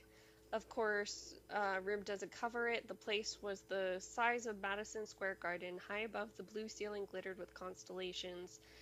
Um, Here's the 12 giant thrones. And then he notices Bessie. I was like, where's the Bessie part? Um, Mm-hmm. so yeah, they're walking into the throne room, which is where Bessie is still being held. And even though he's like in the middle of being anxious as fuck, he's like, hey, are they treating you okay, Bessie? Like, hi, best friend, how you doing? Yeah. And Uh, she like talks back to him during this like next part, yeah. and he just like talks to her back. Like, I think this is funny just because this is how I talk to animals. Like, there's a lot of videos that I've taken on my phone over the years of me just talking to animals. Like, my mom Yeah. does the same thing when we're at the zoo. We just walk up to them and ask how they're doing. And like, I used to, when I had my two cats, they used to talk like meow like a lot. Hmm. Like, when I would wake up, they would just be like meowing at me. Like, it felt like they were talking to me. And I would ask them, like, or back when I worked, like, not at home, I would come home and they'd just be like meowing nonstop. And I'd be like asking them, like, how was your day? What did you do today? How do you feel? And Yeah. it literally felt like they would be like talking to me. And I'm like, I feel like they do that because I talk to them so much. And so I love these scenes with Percy where he's checking in on Bessie. He's like, the end of the world is here, but I have to make sure that my sea cow friend is okay. Exactly. Um, they get further into the room and they are greeted by Hestia, who is by her hearth, but this time not a little girl, this time a grown woman. Hmm. Um, let's see. So the first thing that she says when she sees him is, I see you went through with your plan. You bear the curse of Achilles. And the other campers, that's when they're all like, wait, They're like, what? what? They don't really know what that is. Yeah. Annabeth says, what is she talking about? Um, and as Percy is staring into Hestia's eyes, he sees a vision. And this vision, it's one we've talked about before because we read this in the Demigod Diaries. It is Luke finding Annabeth. Hmm. Him and Thalia had been out, doing their thing, fighting monsters, having little hiding spots here and there. And right after they leave Halcyon Green, um, they they hear something in an alleyway and they approach the noise, and a little girl with a hammer comes out swinging at Luke, and Hmm. he just barely catches her arm before she domes him in the head with a hammer. Yep. Um, See, the little girl fought and kicked. No more monsters. Go away. It's okay. Luke struggled to hold her. Thalia, put your shield up. You're scaring her. And Thalia then goes into big sister mode. We're not gonna hurt you. I'm Thalia. This is Luke. And so Luke says we're monster fighters too, like, you don't have to be afraid of us. Um, and the way that he gets her to stop freaking out, because he finds out this little girl has ran away from her family too, that she's being chased by monsters, that she seems to be some sort of demigod too. Um, what he says is, I'll tell you what, Annabeth, you're pretty fierce. We could use a fighter like you. How'd you like a real monster slaying weapon? This is celestial bonds. It works a lot better than a hammer. Knives are only for the bravest and quickest fighters. They don't have the reach or power of a sword, but they're easy to conceal and they can find weak spots in your enemy's armor. It takes a clever warrior to use a knife. I have a feeling you're pretty clever. Annabeth stared at him with adoration. I am. They get going, and Annabeth asks, you're not going to take me back to my family, promise? You're part of Hmm. our family now, and I promise I won't let anything hurt you. I'm not going to fail you like our families did us. Deal? So another scene of the three of them. It looks like Annabeth's wearing new clothes, and Thalia's walking around with a limp. And Mm-hmm. so they pull up on May Castellan's house, and Luke is saying, I'm just going to sneak in, grab some food and medical supplies, and then we'll leave. And Thalia's like, wait, you said you're not going to come back here. What if your mom catches you? He says, we don't have a choice. They burned our nearest safe house, and you've got to treat that leg wound. Um, let's see. And while they're kind of like talking about, wait, you're here? Isn't your mom supposed to be bad? Like, what are we doing here? All of a sudden, a brilliant golden flash illuminated the woods. The demigods winced. A man's voice boomed. You should not have come home. And that's when the vision shuts down. But the Mm-hmm. same golden figure appears in front of them later. Let's see. Hold on. Was there anything else before the Hestia part's over? Well, I did want to say like the part that wasn't in the Demigod Diaries was the very end Yeah. of him. In Demigod Diaries, he mentioned wanting to go home as if like, oh, maybe we can stop by my mom's. But this version, it was like stop by my mom's so we can like take her food. Because that's the only reason why they're there is to like get free food and like medicine and stuff and then leave again. And so he's trying to sneak in without her even realizing that he's there. That's like a different idea that I had of him mentioning going to his mom's again in Yeah. Demigod Diaries. And Hermes is obviously mad about that. Of like, you're here just to like try to come in and take stuff and leave again. You don't actually want to see your mom. And that just made me sad Yeah. for May, again, because of how ashamed he is of her. Like, there's a line when like Annabeth is talking about like them coming in to like see his mom, and he like cuts her off, like yelling at her, like, no, you're not seeing her. Like, he is so ashamed of her. Yeah. It just is sad how ashamed he is of his mom because she's mentally ill Yeah. and she needs help, and instead of just telling that to people, is so ashamed of her that he doesn't even want her to know that he's there. Mm-hmm. And just wants to like sneak in and then leave again. Like, I get having a parent like that is hard. I actually do get that. Yes. But still, that's just awful when she there's nothing actually wrong with her in that way. Like, my dad was like that, but there was so many things wrong with him as a person. But May made this mistake. She didn't know what she was going to do. She's still like a mom. Like, she loves him even if it comes out in like a different way than he would want. Mm-hmm. But she still loves him, and just feels especially hard hearing like 14-year-old him so ashamed of her that he doesn't even want her to know that he's there. Yeah. And I was like, okay, I can get why Hermes is like, what are you doing here, kind of thing, even though Hermes is like a hypocrite all the time. But Yeah. I had to mention that because I've realized, when just to this point of the book, people are so weird about every scene with Luke in this book. It's like we were talking about this a little bit the other day, Mm-hmm. that when you go into something to analyze something because you want like an end point, like you have like something that you want to prove, Yeah. you end up like missing a lot of things, and also kind of misconstruing things to like make the point that you're trying to make. Like, BBC Sherlock had a Yeah. line like that of like, instead of like trying to force, like, he would used to always say like, follow the evidence and see where it leads you, instead of like deciding what you think it is and then like working backwards, which is always a good thing to keep in mind with police in general, that they still don't do. But Yeah. that's like what BBC Sherlock brought it up as. And so this sort of thing with Luke, it feels like people analyze these scenes to find some way to make Luke like secretly like better than he actually is, and they like Yeah. try to find things in these scenes with him in this book that just like aren't there when you're actually just like reading the scenes for what they actually are. And so I feel the need to like just state it to be definitive, because the way that people describe these scenes that I've seen over the last couple years is just so weird to now be reading these scenes and have like none of that like happening. Mm-hmm. The reason why Hestia shows Percy this flashback is so he knows where the knife came from. Mm-hmm. Because that's a very important thing at the very end. Cursed blade. Yes, that is the only reason she is showing him this. She's not showing him this so that he will have empathy for Luke.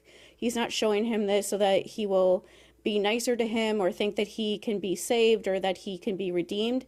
She is only showing Percy this flashback scene so he knows where the knife has come from, because nobody tells him anything about Luke. Yeah. Like, Annabeth never told him where her knife came from. Thalia never told him. Nobody tells him anything about Luke ever. Like I said, this is one of those scapegoat things that grates on us constantly, but generally, they know what people know when things will, like, when they know when they feel bad about things that you're doing. And so like, Annabeth and those people feel bad about what Luke has put Percy through. And so people just don't want to tell him things about him. The only way for him to find out that Annabeth's knife is from Luke and is this, like, cursed, like, object that they need much later, the only reason he knows that much later is because Hestia tells him, and she has to literally give him a vision because nobody else will tell him. Yeah, and so here's the weird thing about the vision is he basically faints when he comes out of it. And he's like, how long was I out? And everybody's like, what are you talking about? You just looked at her and then he fell over. Like, yeah, so nobody really even knows that happened. Like, nobody, I mean, he's probably gonna end up telling them, but like, I honestly think, this is like a random thought, but I honestly think one of my favorite things about this book is that it's called The Last Olympian, and the last Olympian is Hestia. yeah, yeah, I do remember that aspect of it. Like, out of she said it in, like, the last chapter, like, I'm the last Olympian, but this book is named after her. She's the one telling Percy the most important things he needs to hear. It's not like Zeus or anybody. It's Hestia that plays like the most important role for him, really, in this book, to help guide him to where he needs to be. Yeah. I just love that. It is pretty cute. So, after he snaps out of it, God shimmered into existence next to Hestia. He looked about 25 with curly salt and pepper hair and elfish features. He wore a military pilot's flight suit, and a tiny bird's wings fluttered on his helmet and his black leather boots. In the crook of his arm was a long staff entwined with 2 living serpents. And then Hestia leaves, and they start talking to Hermes. Let's see. I wanted to ask why he'd been at May Castellan's house that night and what happened after he caught Luke. I remember the first time I'd met Luke at Camp Half-Blood. I'd asked him if he ever met his father. He looked at me bitterly and said once.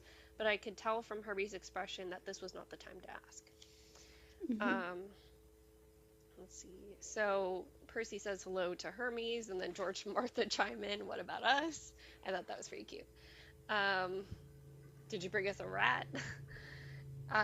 And Percy is like, we need to talk to Zeus, and Hermes is just, well, okay, I'm the messenger, let me take a message. It's off the Stoll brothers at that point.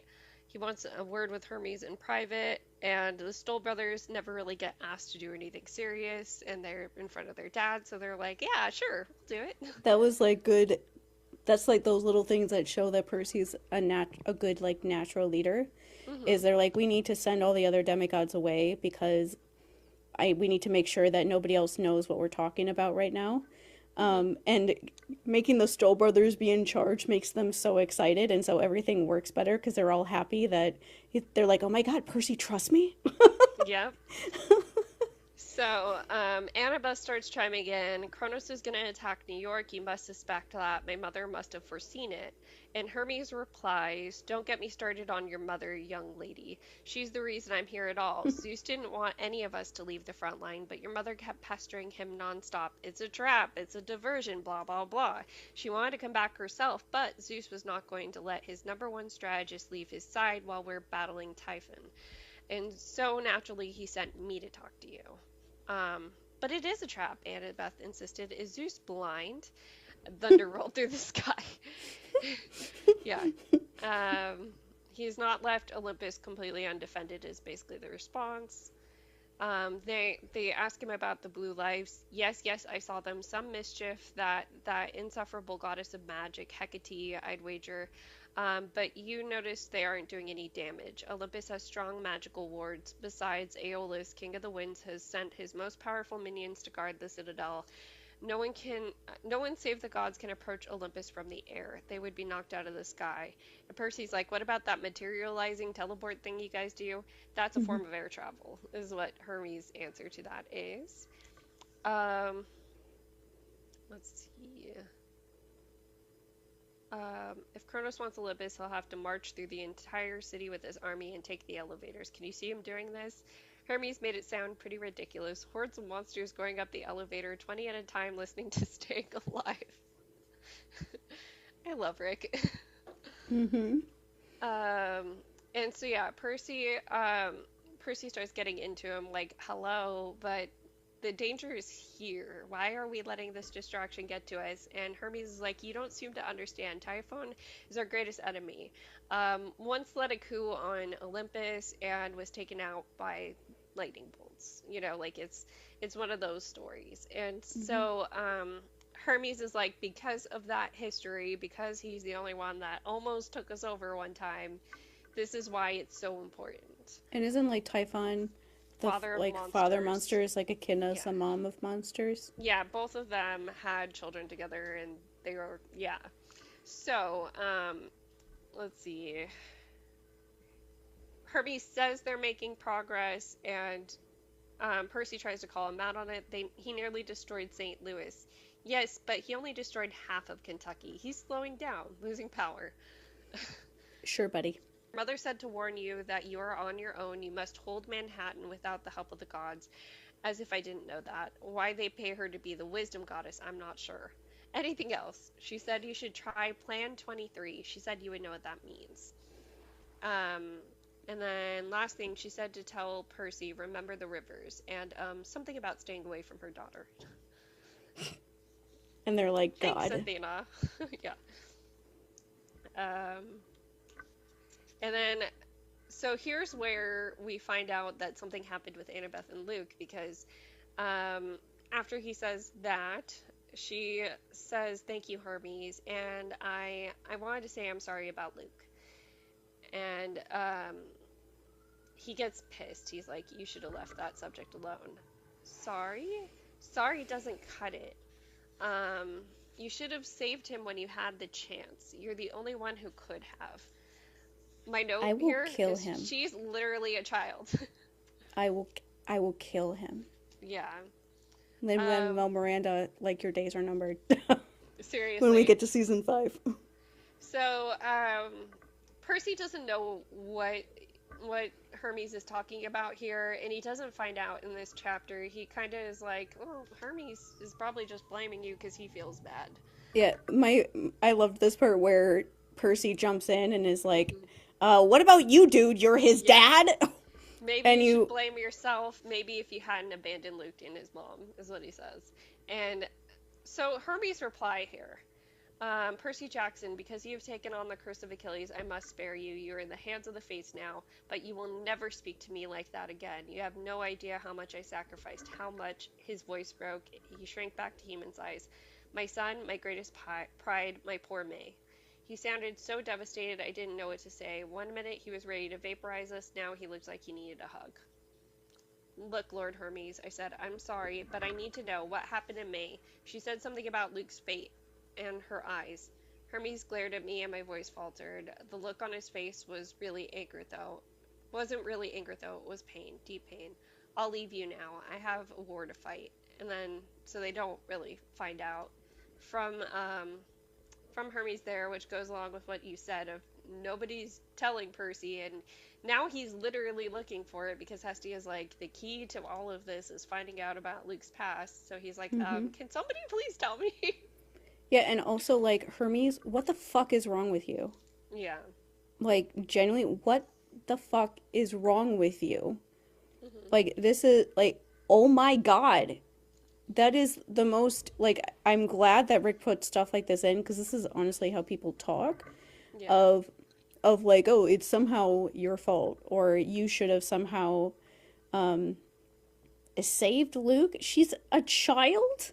Yeah, and And like, she's like so devastated by this that Percy has to remind her, "Hey, we can't look at Hermes before he changes into his true form and like yeah. leaves." He And literally has to turn her around.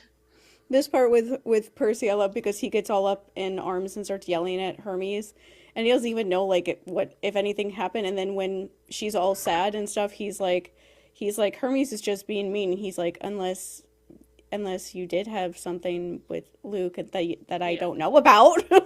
And he just realized that there is like something just from like her face, but it's just like he doesn't even know if there is anything. He's just gonna jump in and start yelling to defend her no matter what.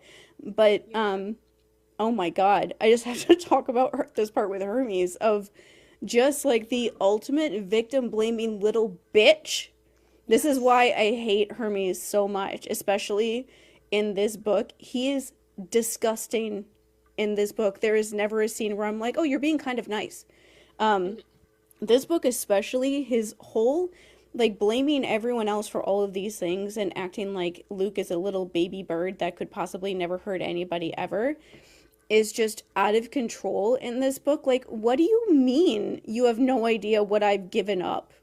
Yeah. What are you saying right now? What did Like, you give up? Like, you tell us. you chose to stay away from this hasn't happened yet, but the scene happens later, and I know that it does.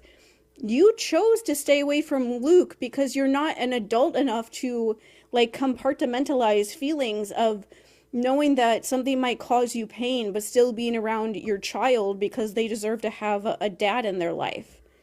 Like this is like I feel like I can always give like like citations or like examples from like my own life. Like my niece loves me. She's 2.5 years old, and she always is like. My sister told me this story the other day that at like daycare she just started crying and was like, "Where's Shannon?" And she does it every once in a while when she's at daycare when she just wants to see me, just starts crying because she's a little over. She's like 2.5, and so that's what little kids do at that age. But what I'm trying to say is that seeing my niece like get older and stuff is gonna be like somewhat hard for me because of all of the stuff that I went through in my life, that it's hard to see kids at the ages that you were when horrible things were happening to you, because it makes you realize how young you actually were, and it just is like a hard reminder of like how little you were and how you should have been going through any of that stuff at that age. And like I remember somewhat how I felt at like certain ages. And so I never know how old kids are because they're always younger than I think they are most of the time because of that kind of thing. Because I don't remember myself like that. And so it's always like shocking to see how little they actually are. And so I'm not going to disappear from my niece's life because it's going to be something I'm going to work through for the rest of her life. That like little like trauma trigger things are always going to come up because no matter what age she is, there's always something going on like that for the first 29 years of her life at least. But I'm not going to like disappear from her life because it's hard. No. That's really ew. Like what is wrong with you? And so like Hermes could have been around Luke and could have maybe helped May definitely more than he did. He just didn't. He was like, I need to stay away and like be emo and sit in front of a window with like rain coming down and listen to and listen to like a Hawthorne Heights song probably. That's what I picture this as. Like you're acting like you're the victim. You're the adult here. Yeah. You're like I feel like always say this to adult. You're the adult here. Handle your shit. Like you're not supposed to put any of that on any children ever. You handle your stuff. If you can't handle it, figure out a way to handle it so that you're not taking it out on literal children that were being groomed by your predatory, disgusting son. Yeah. And like Annabeth is so shell-shocked by this too because she's been feeling guilty about it. She's been, Of course. When you're the victim, you do blame yourself for everything because it's the like way that you feel like you have control over things that are scary is you think, well, it's just my fault probably. And so she's doing that with Luke, and it's just really awful that he is like reiterating that fact.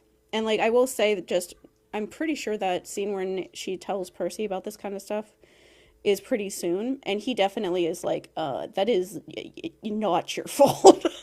And like Yeah. just to be like very logical about it, like what I was saying before, Luke has had Kronos like in his body since Sea of Monsters. He has had the Achilles curse since Titan's curse time. What the fuck? What the fuck was Annabeth gonna do? What was 14-year-old, 8th grade 14-year-old Annabeth gonna do? He's already had Kronos all up in his body for like 2 years. He has the Achilles curse where he's basically invincible and can't die. Like, what, like, what was she gonna do in Battle of the Labyrinth? It's already been like that for many years with him. What was she gonna do to save him? He was Yeah. way past the point of no return. So, like, to your point earlier about what was Luke's anchor when he was in the river Styx, what if it was Annabeth and that's what made him go to her? Like, what Yeah. if, like, seeing that vision of him, he's like, well, you're my mortal coil, so. What was he gonna do with her? She couldn't like take Kronos out of his body. She couldn't like magically make him not have the Achilles curse. And so what was she going to do in that moment? Like If anything, it just delayed the inevitable.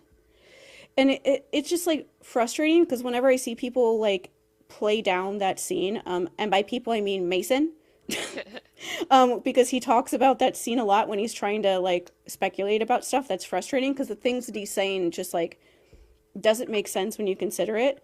Because like if you actually believe that Luke shows up there because he actually wants to like leave, why the fuck didn't he leave? And Yeah, like does he need Annabeth to like leave? And because then it's like, is he wanting Annabeth to go with him so they can run away together? I Because don't know. Yeah. that's really really creepy. But then also like what was he going to do next?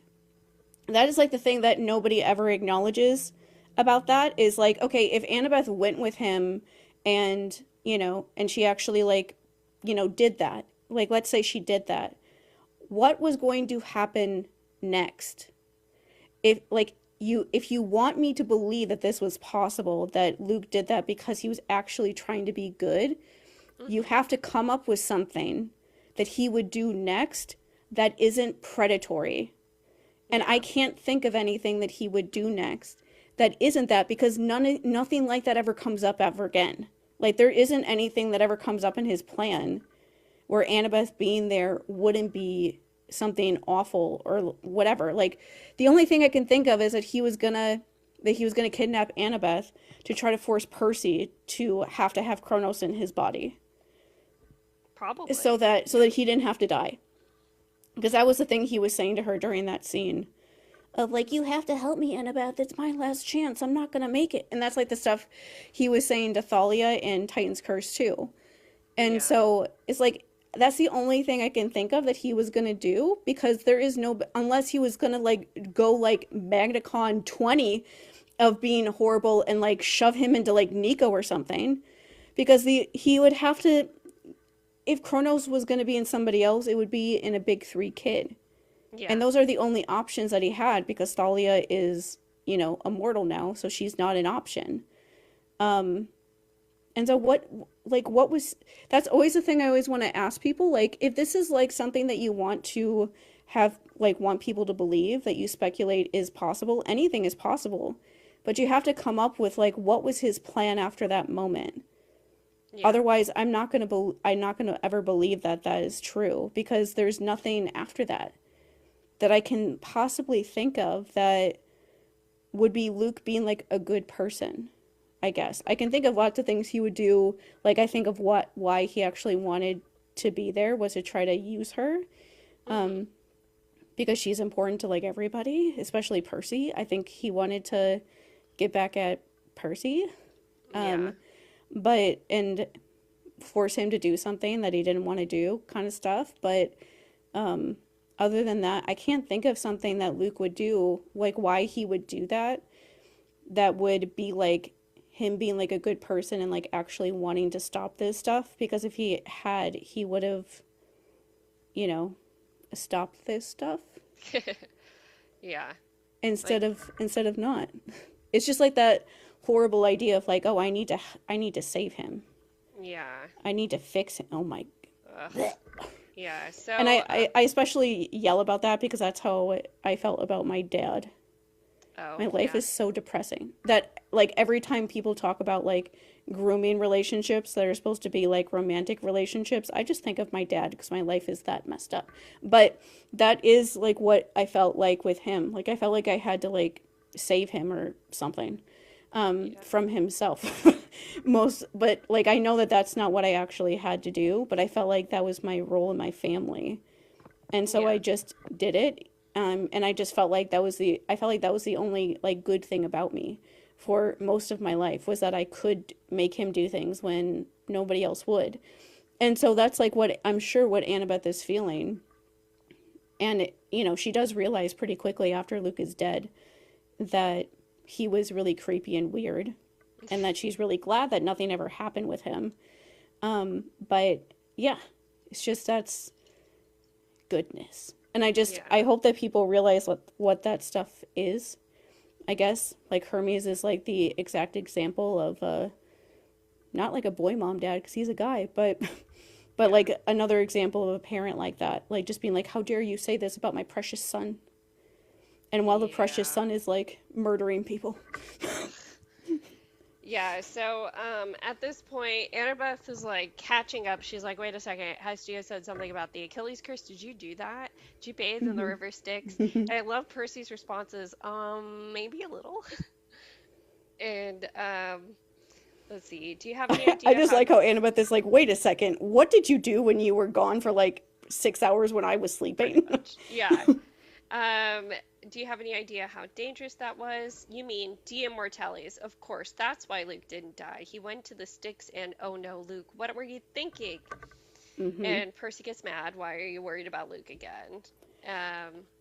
I thought this part Yeah. was really interesting because Annabeth sounds like surprised, like Hmm. during this next part of like, why are you talking about Luke? I think it's one of those things of like Percy's just used to her always Yeah. thinking about Luke. I think she was honestly worried about Percy and worried of like Percy's gonna have to fight Luke with the Achilles curse. Like, oh God, what did you do? Like, kind Yeah. of thing. I think it's like she's thinking about Luke, but I think it's more she's worried about Percy because she's confused why Percy is suddenly like not like turning around and like not looking at her because Yeah. he doesn't because he's just used to her always putting Luke first, and she's like looking at him like, why are you upset? And it's like because she's finally like aware, I think, that Yeah. like, oh, right, I've been doing this for 4 years. But Yeah. I thought So, that was interesting reaction that she had of like, wait, why are you upset suddenly? And Percy's like, yeah, whatever. I'm just used to you always putting like Luke over me, and I just don't want to think about it. And she's like, I think it's like almost hitting her like, why do I keep doing that? yeah. And so Percy kind of shuts down when she brings up Luke again. He's like, forget it. Hmm. That's when he realizes clearly there's something she's not telling me that happened. Yeah. And he just kind of like moves the conversation along by saying, the point is, he didn't die in the Styx, neither did I. Now I have to face him. We have to defend Olympus. Um, and so then Annabeth gets on with the whole Plan 23 thing, which is in reference to Daedalus's laptop. So she boots it up and she looks through Plan 23. We don't find out what it is, but we find out it involves a lot of inventions, dangerous ones. She says, if my mother wants me to use this plan, she must think things are pretty bad. Um, what And they about their are. message to you? Remember the rivers. What does that mean? And he doesn't know. He's like, what river am I supposed to remember? The Styx, the Mississippi? And The then Hudson.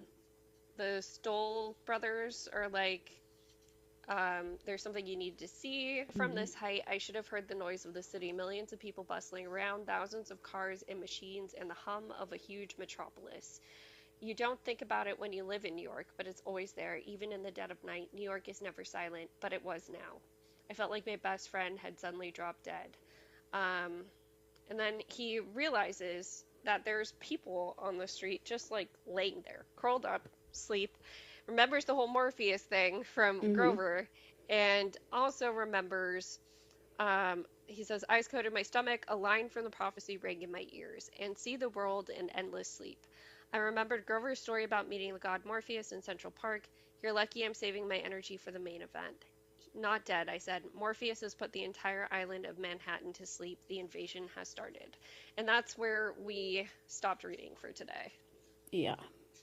And Yeah. it's just, that's why all this stuff, like, what I always have said about this book is that it feels overwhelming for me to imagine them doing this book in a TV show because it all happens so, like I said, it's like a domino effect. It just happens so quickly. Like, Yeah. Charlie's funeral was the night, like 12 hours basically before this happened. He's been up all night. And like I remember one of the things about this book that I like that Rick does well is that usually in like crazy battle scenes like this and like books like this, they don't really acknowledge the like just like basic human needs that people do. Like one of the things people make jokes about with Harry Potter is that you never see them go to the bathroom or like Yeah. even like mention where they're going to go to the bathroom or eat or anything or where they get food or anything like that really. But with these books, they actually think about that stuff. And with like this thing, like he's been up all night. And Yeah. so like when is he supposed to sleep now? Like he's been up all night. And there's like times in this book that I do remember reading where Annabeth is like telling him like you have to go to sleep. Like you have to go and sleep. Because they're basically just using all of the fancy hotels because no one else is using them. Everyone else is asleep in New York City. And so they're like, just, you have to, I remember there's a part where she's like, you have to go and like sleep for at least a couple hours because it's the only time you're gonna have like a chance to do that. And it's Yeah. just, goodness. We stopped at chapter 9, so 10, 11, 12 for next one. And yeah, the battle has begun. So that'll be exciting in both the good and the bad way. Yes. All right, so we'll see you guys next Monday.